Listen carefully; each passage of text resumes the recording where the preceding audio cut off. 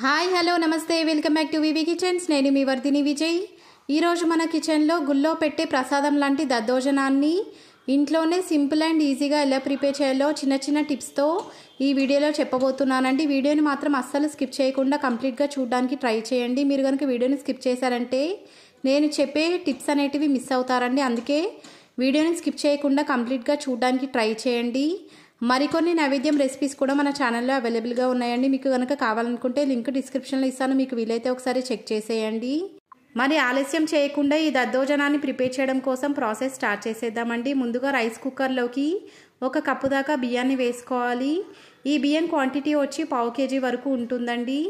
Rice మొత్తాన్ని కూడా వేసేసుకున్న తర్వాత ఇప్పుడు ఈ రైస్ కుక్కర్లోకి వాటర్ని వేసుకొని 2 నుంచి 3 సార్లు బాగా వాష్ చేసుకున్న తర్వాత మనం ఏ కప్పుతో అయితే బియ్యాన్ని కొలుచుకున్నామో అదే కప్పుతో 2 గ్లాసుల వరకు వాటర్ని వేసుకోవాలి. ఈ దద్దోజనాన్ని ప్రిపేర్ చేసుకోవడం కోసం కాస్త అన్నం మెత్తగానే ఉండాలండి. అందుకే 2 కప్పుల దాకా వాటర్ని వేసుకోవాలి. ఇప్పుడు రైస్ కుక్కర్లోకి ఈ రైస్ కుక్కర్ బౌల్ని వేసేసుకొని అన్నం మొత్తాన్ని కూడా బాగా ఉడికించుకున్న తర్వాత అన్నం మొత్తం కూడా ఉడికిపోయిన తర్వాత ఇప్పుడు ఈ రైస్ కుక్కర్ బౌల్ని రైస్ కుక్కర్లో నుంచి బయటకు తీసి చెక్ చేసినట్లయితే వీడియోలో చూపించిన టెక్స్చర్లోకి ఈ అన్నం మొత్తం కూడా టర్న్ అవుతుందండి. ఇప్పుడు అన్నం మొత్తాన్ని కూడా ఒకసారి అడుగు నుంచి కలుపుకున్న తర్వాత ఈ అన్నంలోకి 1/2 లీటర్ వరకు పాలను వేసుకొని పాలు మొత్తాన్ని కూడా ఈ అన్నంతో పాటు కలిసేలాగా ఒకసారి అడుగు నుంచి కలుపుకున్న తర్వాత మంటను లో ఫ్లేమ్లోకి అడ్జస్ట్ చేసుకొని ఈ పాలతో పాటుగా అన్నం మొత్తాన్ని కూడా మెత్తగా ఉడికించుకోవాలి. అన్నం మొత్తం కూడా పాలతో పాటు కలిసిపోయి బాగా ఉడికిన తర్వాత ఇప్పుడు ఈ అన్నంలోకి 400 గ్రాముల వరకు పెరుగును వేసుకోవాలి. ఈ దద్దోజనాన్ని ప్రిపేర్ చేసుకోవడం కోసం కేవలం తీయటి పెరుగును మాత్రమే యూజ్ చేయాలండి. పుల్లటి పెరుగును అస్సలు యూజ్ చేయకూడదు.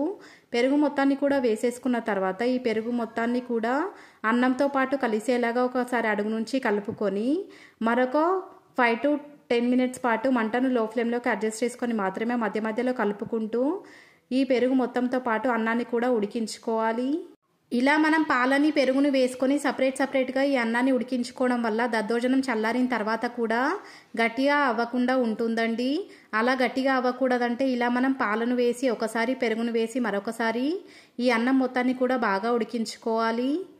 5 minutes తర్వాత వీడియోలో చూపించిన టెక్స్చర్లో ఈ రైస్ మొత్తం కూడా ప్రిపేర్ అయిన తర్వాత ఇప్పుడు స్టవ్ ఆఫ్ చేసేసుకొని ఈ దద్దోజనంలోకి తాలింపును వేసుకోవడం కోసం స్టవ్ వెలిగించి స్టవ్ పైన ఒక ప్యాన్ని పెట్టి అది వేడైన తర్వాత దాంట్లోకి 2 టేబుల్ స్పూన్ల దాకా ఆయిల్ వేసి వేడి చేసుకున్న తర్వాత 1 టీ స్పూన్ వరకు జీలకర్ర ఆవాలను వేసి వాటిని మంటను లో ఫ్లేమ్లోకి అడ్జస్ట్ చేసుకొని మాత్రమే ఫ్రై చేసుకున్న తర్వాత 5 పచ్చిమిరపకాయలను మధ్యలోకి కట్ చేసుకొని ఆ పచ్చిమిరపకాయలు మొత్తాన్ని కూడా ఆయిల్లోకి వేసుకొని పచ్చివాసన పోయేంత వరకు కూడా 1 నిమిషం పాటు బాగా ఫ్రై చేసుకున్న తర్వాత 12 నుంచి 15 ఎండుమిరపకాయలను కూడా వేసుకోవాలి. కారానికి తగ్గట్టుగా మిరపకాయలను వేసుకోవాలి. మిరపకాయలు మొత్తాన్ని కూడా మరొక 30 seconds పాటు బాగా ఫ్రై చేసుకున్న తర్వాత ఇప్పుడు ఈ ప్యాన్లోకి 2 రెమ్మల దాకా ఫ్రెష్ కరివేపాకును కూడా వేసుకొని కరివేపాకు మొత్తాన్ని కూడా కలుపుకుంటూ పచ్చివాసన పోయేంత వరకు కూడా బాగా ఫ్రై చేసుకున్న తర్వాత 1 టేబుల్ స్పూన్ దాకా బరకగా దంచుకున్నటువంటి మిరియాల పొడిని కూడా వేసేసుకోవాలి. మిరియాల పొడిని కూడా వేసుకున్న తర్వాత మరొక 30 seconds పాటు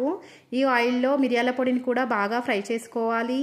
రుచికి తగినంత ఉప్పు మొత్తాన్ని కూడా వేసేసుకొని మరొక 30 seconds పాటు బాగా ఫ్రై చేసుకున్న తర్వాత ఇలా ప్రిపేర్ చేసుకున్నటువంటి తాలింపు మొత్తాన్ని కూడా ఇందాకటి నుంచి మనం ఉడికించుకున్నటువంటి దద్దోజనంలోకి వేసేసుకొని తాలింపు మొత్తాన్ని కూడా ఈ దద్దోజనంతో పాటు కలిసేలాగా ఒకసారి అడుగు నుంచి కలుపుకొని మరొక 2 నిమిషాల పాటు మంటను లో ఫ్లేమ్లోకి అడ్జస్ట్ చేసుకొని దద్దోజనం మొత్తాన్ని కూడా ఉడికించుకోవాలి.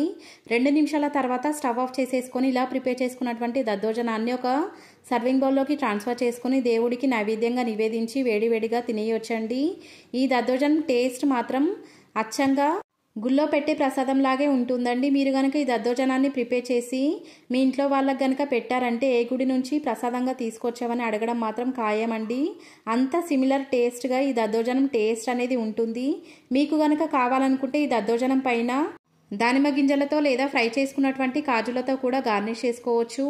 ఈ రెసిపీ కనుక మీకు నచ్చినట్లయితే లైక్ చేయండి, మీ ఫ్రెండ్స్ అండ్ రిలేటివ్స్తో షేర్ చేయండి. ఇలాంటి simple and easy tasty authentic recipes కోసం మన వివి కిచెన్స్ ఛానల్ని సబ్స్క్రైబ్ చేయడం మాత్రం మర్చిపోకండి. Thanks for watching.